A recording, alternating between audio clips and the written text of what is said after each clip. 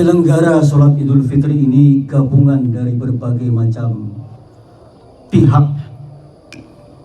Itu membuktikan sekali lagi bahwa umat Islam paling gampang untuk diajak bersatu. Keindahan itulah yang harusnya tampak di tengah-tengah masyarakat Muslim. Dan saya bersyukur karena pagi ini kita hadir, kalau ada istilah Green Ramadan, Ramadan hijau, ini ada istilah Green Idul Fitri. Jarang-jarang sholat id ditemenin jangkrik, ditemenin embun yang masih turun, ditemenin kicau burung. Maka kalau tadi kita semua melaksanakan sunnah Nabi SAW, misalnya makan dulu sebelum menuju tanah lapang ini, itu sunnah Nabi. Dan juga kita membaca takbir sejak dari keluar rumah sampai tanah lapang ini, juga ada satu sunnah Nabi yang tidak kita lupakan, yaitu sholat Idul Fitri di tanah lapang. Sepanjang hidupnya Rasulullah SAW keluar dari masjid Nabi. Padahal kalau sholat di masjid Nabi di Madinah itu setara dengan 1000 sholat di masjid-masjid lain, kecuali Masjidil Haram. Hanya untuk Idul Fitri Rasulullah keluar ke tanah lapang. Apa maknanya? Supaya syiar Islam, keagungan Islam, kemahdasyatan Islam tampak, menyeruak dan membujak, agar orang-orang kafir dan munafikin itu gentar untuk menaklukkan kaum muslimin. Allahu Akbar, Allahu Akbar, walillahil hamd. Maka untuk itu di awal sekali sebagai pengantar khutbah Idul Fitri ini, saya mengajak kita semua untuk berdoa. Semoga Allah memberikan kita keistiqomahan dan konsistensi untuk tetap mengikuti sunnah Rasulullah Sallallahu Alaihi Wasallam, khususnya sunnah dalam hal mengikuti budi pekerti tinggi, perilaku utama dari Rasulullah Sallallahu Alaihi Wasallam. Bukankah agama Islam hadir untuk mewujudkan kehidupan yang penuh moral dan beradab? Semoga kebaikan selalu memancar dari bumi Grand Wisata untuk bergerak secara sentrifugal, makin menjauh dari pusat, sehingga akhlakul karimah itu menjadi teladan bagi semesta. Kaum muslimin dan muslimat yang dimuliakan Allah Subhanahu wa taala, judul. Jadi kalau ada judul supaya gampang diingat, supaya Idul Fitri kita makin bermakna dan tidak sekedar formalitas. Yang penting hadir, tapi camkan baik-baik isi khutbah ini. Itu juga sunnah. Kata Rasulullah, Allah mencintai hamba-hambanya yang jika melakukan pekerjaan dilakukan dengan sebaik-baiknya, termasuk ketika mendengar khutbah juga mendengar dengan sebaik-baiknya. Judulnya adalah Semangat Idul Fitri dan Viralisasi Akhlak Terpuji. Ini istilah saya saja, viral. Saya tambah dengan sation, viralization.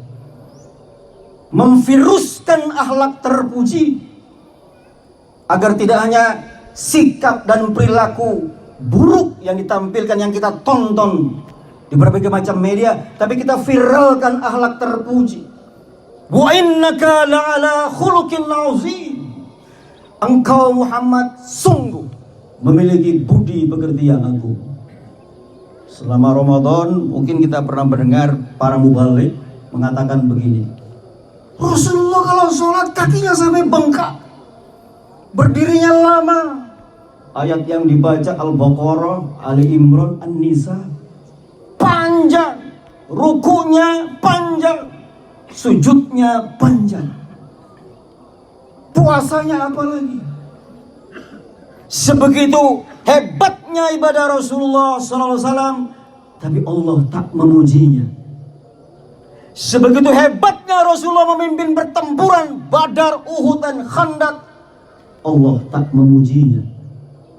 Sebegitu hebatnya Rasulullah menahan penderitaan-penderitaannya ketika dikepung dan diusir oleh kafir Quraisy, Allah tak memujinya. Kapan Allah memuji kekasihnya? Ketika akhlak itu menyeruak di seantero jazirah Arab berupa wa innaka la'ala khuluqin azim.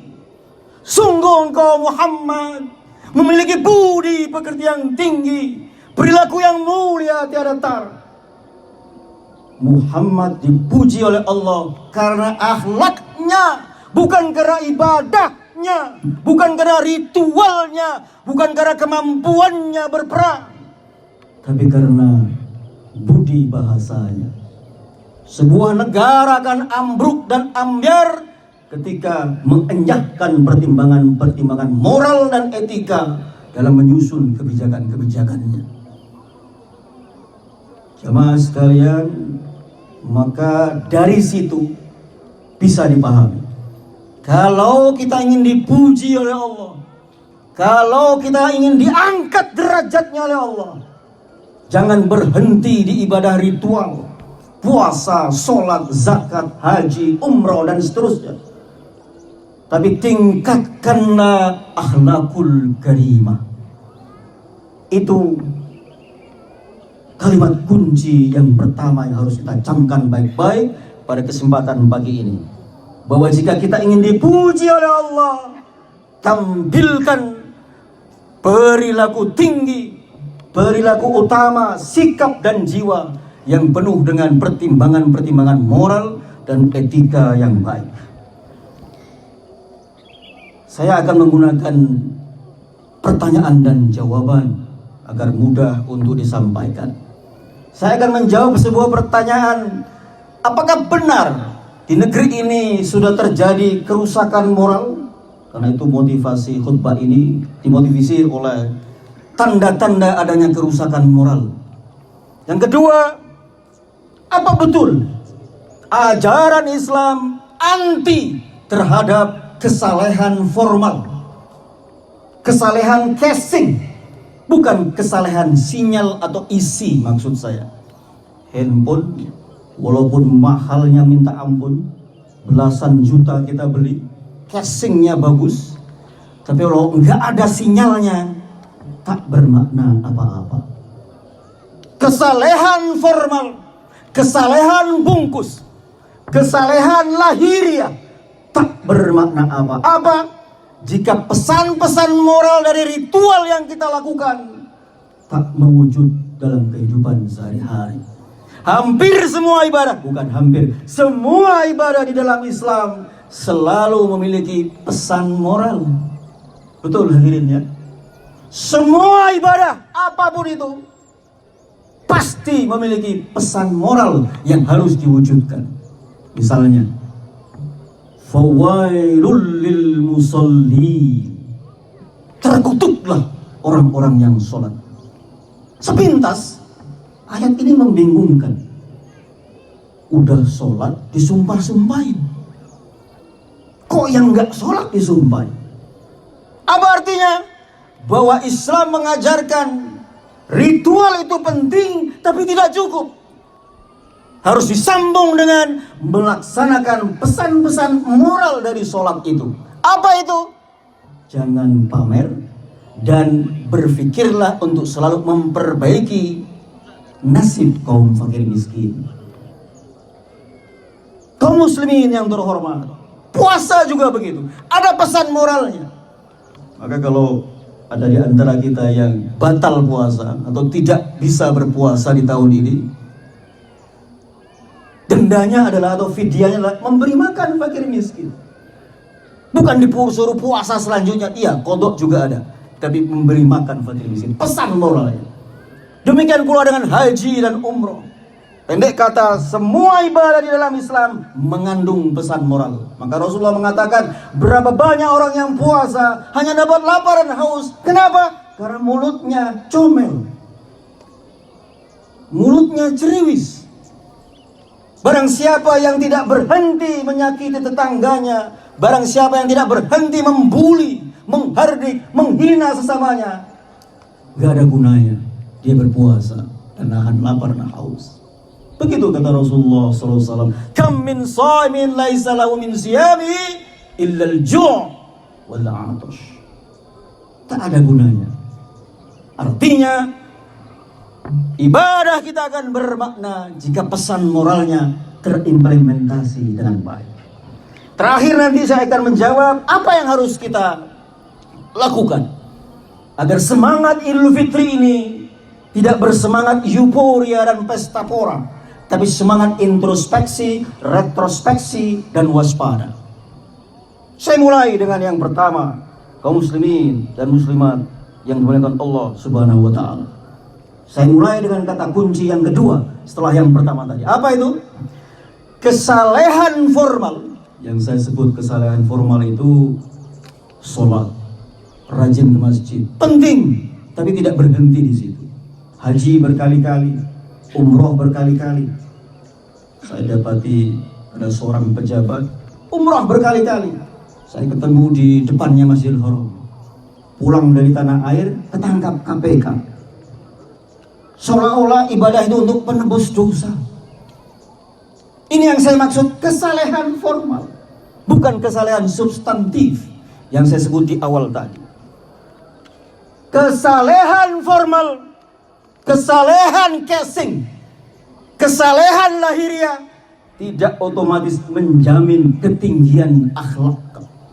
Saya ulangi, camkan baik-baik. Pesan penting ini. Karena akhir-akhir ini banyak orang yang tidak lagi mempertimbangkan pertimbangan etika di dalam bertindak.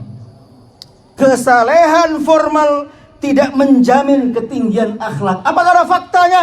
Banyak faktanya. Saya ambil salah satunya atau salah duanya. Abdurrahman bin Muljam At-Tamimi dari suku Tamimi, penghafal Al-Quran, ibadahnya mantap, puasa siang malam qiyamul lail, bahkan pengajar Al-Quran di Kufah, di Mesir. Tapi apa di ujung kehidupannya, hadirin sekalian? Ia membunuh dengan bengis, kejam dan tak berperi kemanusiaan menantu sekaligus sepupu Rasulullah SAW, Ali bin Abi Thalib, dengan sangat kejamnya. Saleh secara formal, tapi bengis luar biasa. Itu artinya kesalehan formal tidak otomatis menjamin ketinggian akhlak. Wah, itu kan zaman dulu, Pak. Ada nggak contoh zaman sekarang? Hadirin membaca dan mengikutinya. Pengasuh pondok pesantren misalnya, pimpinan pondok pesantren misalnya, menghamili santriwatinya beberapa orang. Kesalehan formal tidak otomatis menjamin ketinggian akhlak. Tidak berhenti di kesalehan formal yang saya maksudkan. Maka hadirin sekalian, problem utama masyarakat kita adalah udah salah ngotot. Nah, itu kalau saya ingin populerkan, udah salah ngotot. Itu problem terbesar di masyarakat kita. Di sini tidak, dari individu-individu kita, tapi secara umum, secara nasional, umat Muslim Indonesia seringkali terjebak dari sikap kalau udah salah ngotot, merasa perbuatan baik, padahal sesungguhnya kalau ditelisik perbuatan jahat. Contoh, saya mengutip seorang pakar. Imannya orang Islam, ini rata-rata ya, bukan yang di sini maksud saya. Di sini hebat-hebat, tinggi-tinggi. Imannya orang Islam menjelang pilpres tinggi-tinggi katanya. Tapi begitu sepekan menjelang pilpres ngedrop imannya kaum muslimin. Kalah oleh siapa? Oleh 100.000, oleh 200.000, bahkan oleh 50.000. Money politics. Pak, itu bukan money politik, Pak. Itu bukan sogokan, Pak. Itu bukan suap. Apa kalau itu? Itu sedekah politik. Itu infak politik. Itu hibah politik, Pak. Apa iya status suap yang sejak awal memang haram bisa berubah menjadi halal hanya gara-gara istilahnya diarab-arabkan? Sedekah politik. Perbuatannya perbuatan haram, tapi karena hatinya sudah gelap, zulm. Orang yang berbuat dosa disebut zolim. Nurani berkaitan berlawanan arah dengan zulmani. Merasa perbuatan jahat awalnya, tapi ditahan dengan pembelaan-pembelaan sedemikian rupa menjadi halal. Jadi beberapa bulan, sepekan setelah Pilpres selesai, saya ketemu 2 orang caleg, Pak. Gagal ke Senayan. Saya nggak nanya berapa duit yang dia habiskan. 30 tahun tabungannya sebagai direktur BUMN di Indonesia Timur ludes dan gagal ke Senayan. Yang satu lagi perempuan juga gagal ke Senayan. Saya nggak nanya berapa habisnya. Yang saya tanya, kenapa Anda gagal? Apa jawabannya? Sudah saya duga. Saya kurang besar, Pak, ngasihnya. Bagaimana mungkin militansi kaum muslimin bisa rontok dengan beberapa lembar rupiah? Hadirin sekalian, coba tengok bagaimana Spartannya, militannya para pemudik itu. Antri berjam-jam dijabanin, berpanas-panas ria di jalanan dijabanin, tiketnya mahal dijabanin, dibela-belain agar sampai ke kampung halaman. Militansi untuk menunaikan tradisi mudik besar sekali di tengah-tengah kaum muslimin Indonesia. Walaupun di Amerika juga ada tradisi mudik ya, di Thanksgiving ya, hari bersyukur itu. Tapi bagaimana bisa, agar bisa maksud saya, energi yang dahsyat itu ditransfer untuk energi memiliki akhlak terpuji, iman yang tinggi. Allahu Akbar, Allahu Akbar, la ilaha illallah, wallahu akbar, Allahu Akbar, walillahil hamd. Jadi kesimpulannya untuk yang pertama ini, problem utama dan terbesar di masyarakat kita adalah menghadapi orang-orang yang menjalankan hal-hal yang sebetulnya tidak baik, akan tetapi justru merasa berbuat baik. Yang saya sebut tadi, udah salah ngotot. Misalnya nih, biasanya fenomena tilang ya. Selamat sore, Pak. Bapak tahu kesalahan Bapak? Enggak tuh, Bapak menerabas lampu lalu lintas. Oh enggak, Pak, tadi itu udah masih hijau, Pak. Dicarilah pembenaran-pembenarannya. Bapak melawan arah, Pak. Oh enggak, Pak, ini biasa, tempat tinggal saya cuma di sana kok. Udah salah ngotot. Atau fenomena spion kita diserempet motor misalnya, atau motor diserempet motor misalnya. Galakan dia. Udah salah ngotot. Itu problem kita. Sehingga apa? Pertimbangan moral tidak lagi menjadi pertimbangan. Machiavelli, halal haram hantam. Pak, dia sukses loh, Pak. Suksesnya sukses toksik, sukses beracun. Apa artinya? Sukses yang diperoleh dengan cara-cara tidak beretika dan tidak beradab. Ini ditulis oleh seorang pakar syaraf, psikologi syaraf, namanya Paul Pirsol. Sukses toksik. Kalau ada istilah persahabatan toksik, ada juga istilahnya pekerjaan toksik. Ini ada istilah sukses tapi beracun. Ia memperoleh puncak kejayaannya dengan cara curang dan culas. Itulah yang disebut dengan sukses toksik. Islam tidak menghendaki cara-cara tak bermoral seperti itu. Wa innaka la'ala khuluqin 'azim.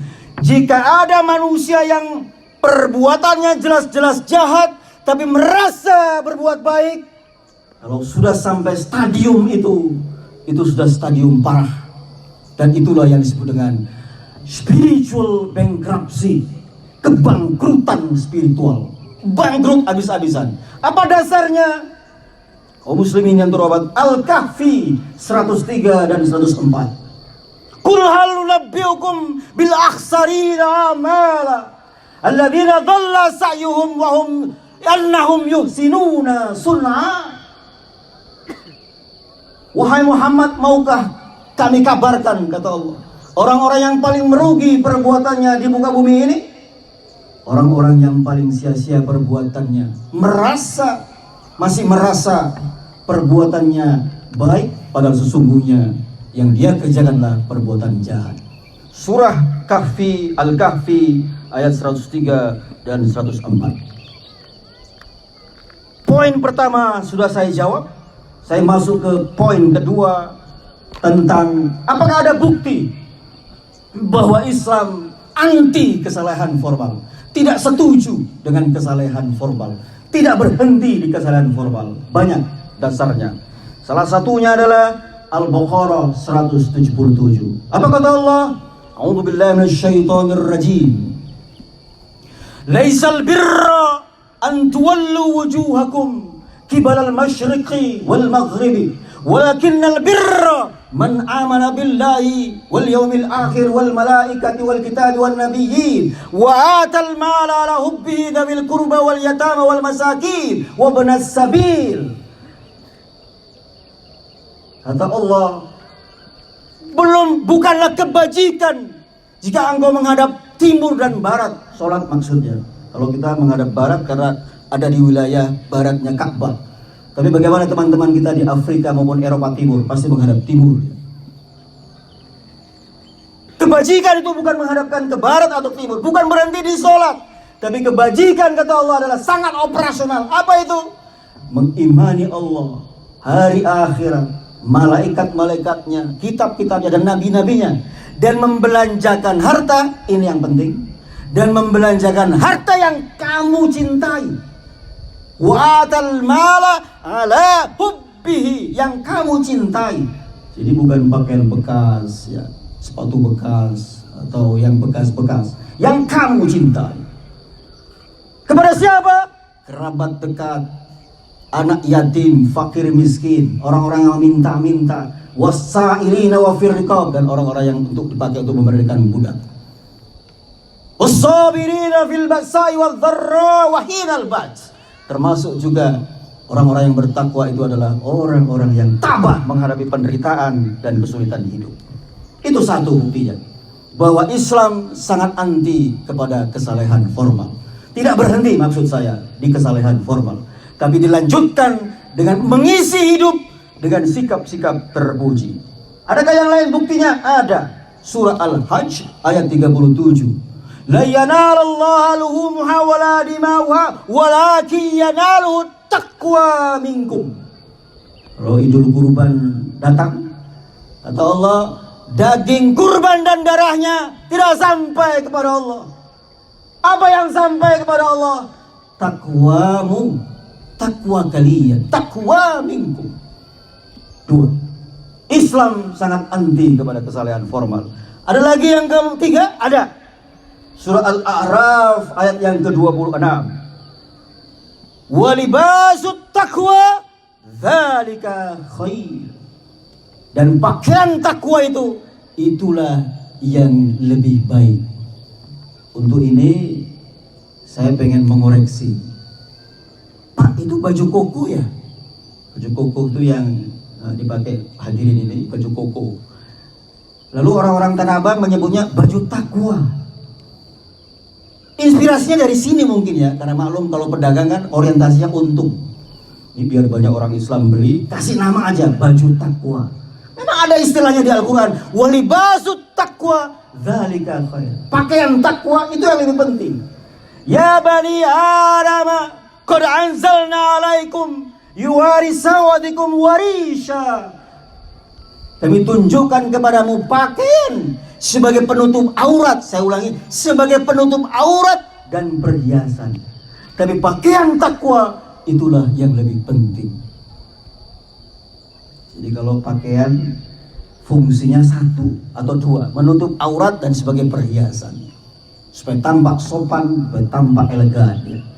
Tapi jangan diklaim bahwa pakaian A itu lebih soleh dari pakaian B. Enggak. Ada yang mengatakan yang pakai sarung nggak lebih soleh daripada yang tak pakai gamis. Yang pakai gamis nggak lebih soleh daripada yang pakai kemeja. Soal pakaian sesuai syariat asal menutup aurat itu baik. Dan jauh lebih baik adalah pakaian takwa. Nah ini dia yang ingin saya bagikan bagi perspektif, bagi sudut pandang sekaligus renungan. Apa sih pakaian takwa itu? Sebelum ke pakaian takwa, masih ada yang terlupa di kata kunci yang kedua, yakni betulkah Islam ini anti kesalehan formal kaum muslimin yang terhormat? Satu saat ada penelitian yang dilakukan oleh dari George Washington University di Washington DC. Penelitinya adalah dua guru besar, pakar bisnis internasional. Keduanya meneliti negara mana sajakah di antara 208 negara di dunia yang paling Islami. Ini menyangkut ucapannya Muhammad Abduh, cendekiawan dan ulama Mesir, mengatakan, saya melihat Islam di dunia barat, tapi saya tidak menjumpai umat Islam. Saya menjumpai Islam di Paris, tapi saya tidak menjumpai umat Islam di Paris. Karena memang mayoritas Katolik atau Protestan ya. Apa maknanya? Dia melihat nilai-nilai Islam diterapkan oleh orang-orang yang bukan Muslim. Justru orang-orang Muslim tidak mau menerapkan nilai-nilai Islam. Salah satunya penelitian ini. Dia menemukan ada 10 negara yang paling Islami dari sisi ekonomi Islam. Saya sebutkan saja. Yang pertama Irlandia. Indeksnya banyak, 12 indikator dan dibagi dengan 32 sub-indikator. Salah satu indikatornya adalah apakah di negara itu ada kesempatan yang setara untuk berusaha dan berekonomi.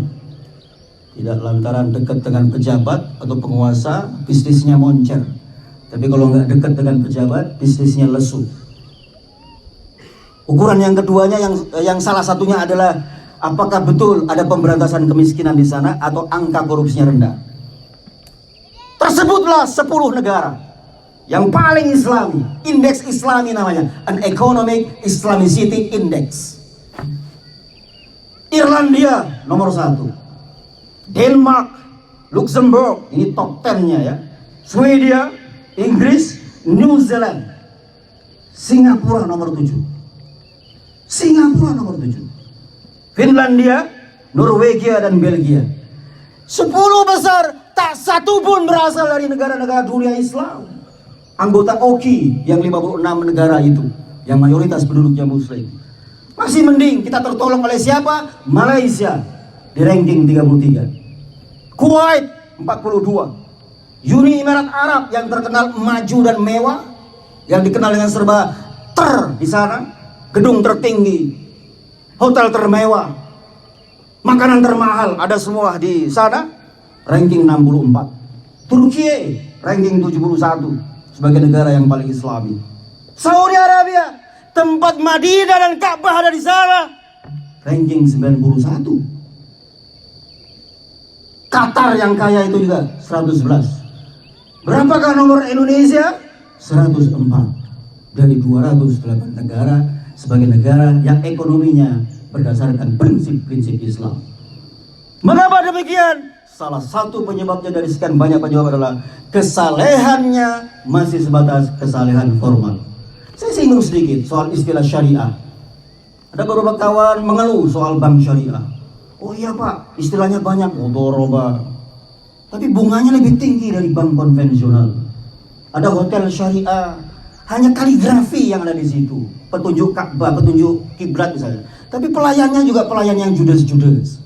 Demikian pula dengan rumah sakit syariah. Kulitnya syariah, isinya masih seperti biasa, pelayanan-pelayanan yang tak Islami.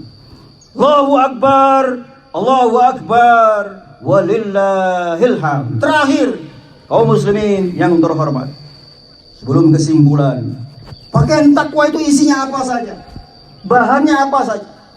Mari kita viralkan, mari kita viruskan dengan gerak sentrifugal, menjauh dari pusat. Awalnya mungkin dari muhajiri, ya Pak, para DKM yang saya hormati, melebar ke Grand Wisata, melebar ke Bekasi, dan melebar ke seantero Jabodetabek dan Indonesia. Dimulai dari Grand Wisata. Apa itu bahan-bahannya? Pakaian takwa inilah yang menyelamatkan kita, jamaah sekalian. dari serbuan godaan ambisi dunia dan cinta dunia dan toxic sukses. Pakaian takwa inilah yang akan menyelamatkan dia dari tipuan nafsu, dari perlombaan membangga-banggakan harta dan pamer kesuksesan di kampung halaman masing-masing. Misalnya, pakaian takwa lah yang bisa membawa kita selamat, mengarungi bahtera kehidupan dunia dan menyambut kehidupan akhirat yang bahagia lahir batin. Apa saja bahan-bahannya? Satu, mohon camkan baik-baik agar kita berhias dengan akhlakul terpuji. Beriman kepada yang gaib. Yu'minuna billahi wal yawmil akhir. Saya ambil contohnya, beriman kepada hari akhirat. Apa konsekuensi logis dari mengimani akhirat? Bahwa hidup harus dipertanggungjawabkan. Saya ulangi, bahwa hidup harus dipertanggungjawabkan kepada Allah Subhanahu wa taala. Implikasinya kita akan bertindak sekuat tenaga agar sikap dan perilaku kita diridhoi oleh Allah Subhanahu wa taala, dan kita berjuang sedemikian rupa agar jangan sampai tergoda sebagaimana Adam dan Hawa pernah digoda. Karena apa? Karena lemah tekad. Fanasya najidallahu azma. Kami mendapati Adam lemah tekad sehingga tergoda untuk mencicipi buah terlarang dari pohon terlarang itu. Konsekuensi logis dari orang yang mengimani akhirat adalah bertanggung jawab. Sekali lagi saya kutipkan, ada seorang tokoh mengatakan begini. Boleh setuju, boleh tidak, hadirin sekalian. Saya tidak melihat sebagian elit, beliau mengatakan sebagian elit negeri ini, tidak ada tanda-tanda mereka iman kepada akhirat. Tidak ada tanda-tanda mereka percaya bahwa akhirat itu ada. Karena kebijakannya, tingkah lakunya, tindak tanduknya seolah-olah mengabaikan akhirat. Seolah-olah pertanggungjawaban selesai di depan pengadilan. Boleh lolos dari pengadilan dunia, tapi tak akan bisa lolos dari pengadilan akhirat. Kata Allah Subhanahu wa taala, bukan mulut yang bicara nanti, tapi tangan yang berbicara, dan kaki akan bersaksi, dan hakimnya tak bisa disuap karena hakimnya adalah Allah Subhanahu wa taala. Itulah pakaian takwa yang pertama, salah satunya. Mengimani akhirat supaya kita tidak sembrono menjalani hari-hari kita. Yang kedua, pakaian takwa itu bahannya dari apa saja? Yang kedua adalah gemar membantu sesamanya. Hadirin sekalian, ada percakapan menarik antara seorang guru dengan murid. Ini konteksnya sufi. Sebentar lagi, 1-2 menit akan saya akhiri. Sang murid bertanya, Pak Guru, bukan di sekolah ini ya, guru sufi dan murid yang berguru tentang tasawuf. Pak Guru, di sebuah daerah ada orang yang bisa terbang. Kata Pak gurunya dengan kalem, lalat juga bisa terbang. Pak Guru, enggak juga di situ. Di situ juga ada orang yang bisa jalan di atas air. Waduh, kalau itu mah gampang. Kodok juga bisa jalan di atas air. Pak Guru, ada lagi yang lebih hebat ini Pak Guru. Apa itu? Ada orang yang bisa berada di banyak tempat dalam satu yang bersamaan, dalam waktu yang bersamaan. Hah, gampang itu. Setan bisa berada di jutaan hati manusia dalam waktu yang bersamaan. Apa artinya dialognya nih, kaum muslimin dan muslimat yang terhormat? Seolah-olah kita terpesona, terpukau oleh orang-orang yang mampu melakukan hal-hal yang supranatural, yang hebat-hebat, yang derajatnya tinggi. Ternyata tidak. Rasulullah mengatakan, tahukah kamu orang yang berderajat tinggi itu yang dimuliakan Allah Subhanahu wa taala? Belum ya Rasulullah. Rasulullah menjawab, as-sakhawah, berbagi harta kepada si fakir miskin.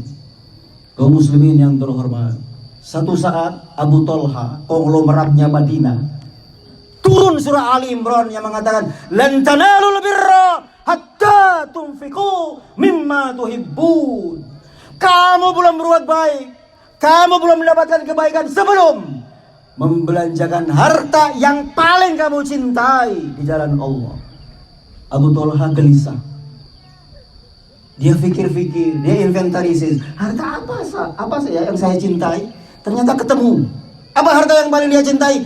Kebun yang berada persis di samping masjid Nabi. Dan kebun itu kayak begini misalnya, sering dipakai Nabi untuk baring-baring sebelum sampai masjid. Abu Talha menemui Rasulullah, "Ya Rasulullah, saya punya harta yang paling saya cintai ya Rasulullah." Surah Ali Imran ayat 92 mengatakan, "Saya belum berbuat baik sebelum saya menafkahkan harta yang paling saya cintai." Harta yang paling saya cintai adalah kebun saya ya Rasulullah. Sekarang saya infakkan. Hadirin sekalian, nanti kalau pulang ke rumah inventarisir. Apa ya harta yang paling saya cintai? Kalau harta yang kita cintai itu belum kita nafkahkan untuk memperkuat Islam dan membantu memperbaiki nasib orang-orang Islam, maka kita belum termasuk sesuai dengan Al-Quran ini orang yang berbuat baik.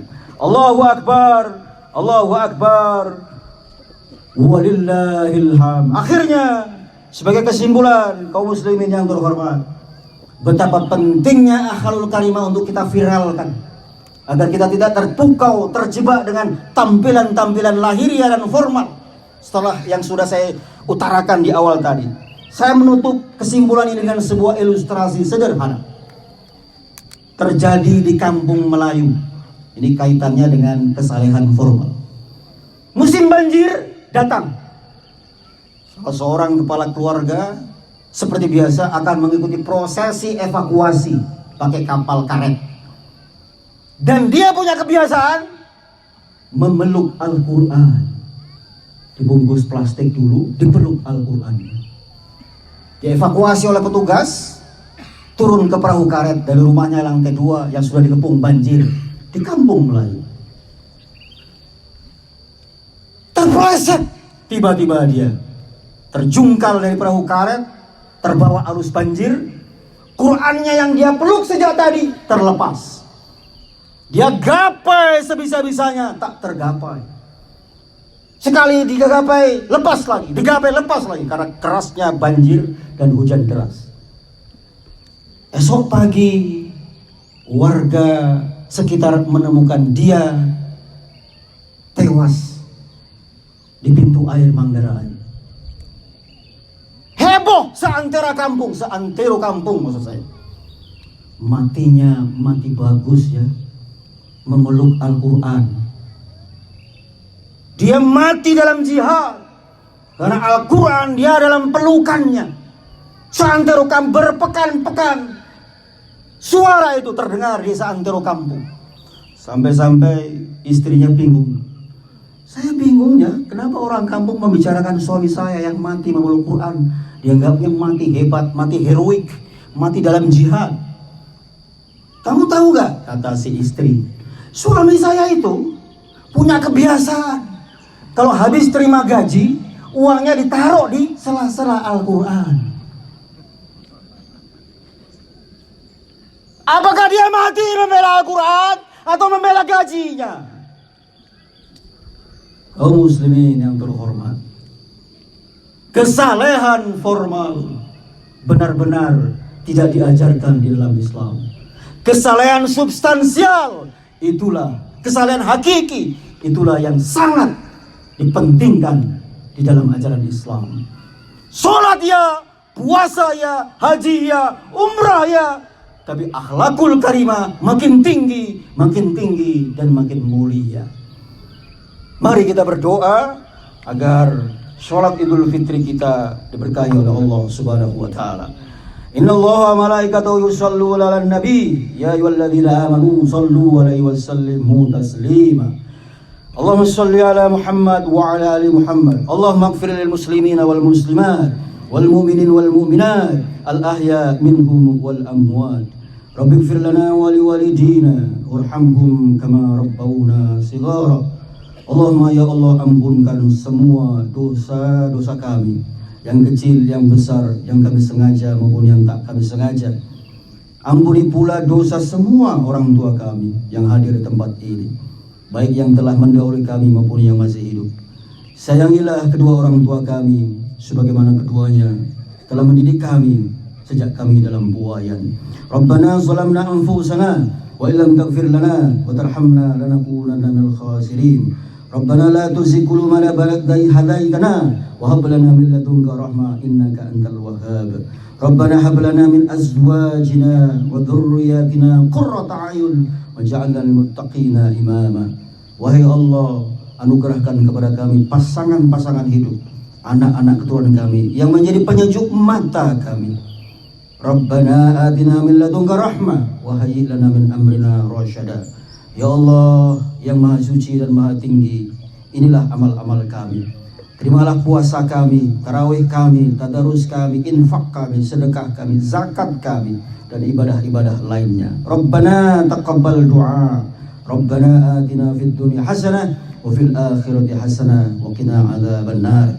Subhana rabbika rabbil izzati amma yasifun wa salamun alal mursalin walhamdulillahi rabbil alamin. Allahu akbar, Allahu akbar, walillahil hamd.